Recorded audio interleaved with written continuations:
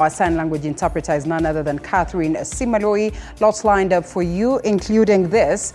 The Kenya Union of Clinical Officers have announced a nationwide strike as from midnight. Addressing the media from their headquarters in Upper Hill right here in Nairobi, the clinical officers feel that the government has refused to comply with their demands even after issuing a 7-day ultimatum.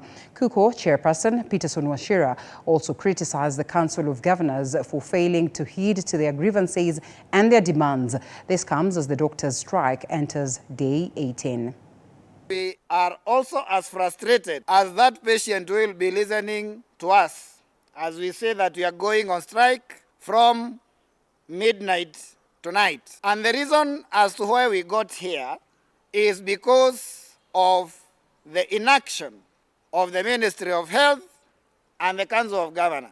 Clinical officers have decided to send a message to a government they say has turned a deaf ear to their cries for far too long. This strike action comes after prolonged neglect by the government in addressing critical issues affecting clinical officers. Led by KUCO chairperson Peterson Washira, the clinical officers outlined the list of grievances and disappointments from the government, with no response even after serving them a 14-day notice. As Kenya Union of Clinical Officers, we have exhausted all the mechanisms that have been set out in law, and this is a last resort. We don't have any other option.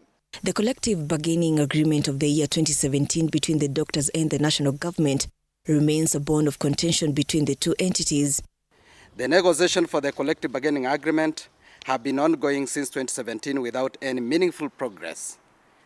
This protracted negotiation period, spanning 2 life cycles of a CBA, is a clear testament to the lack of commitment by the government side.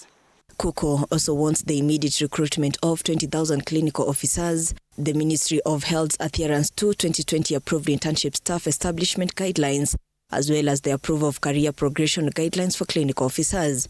We cannot afford it because currently, as it is, under the SHA, they have taken away the privilege that healthcare workers used to get under a comprehensive cover.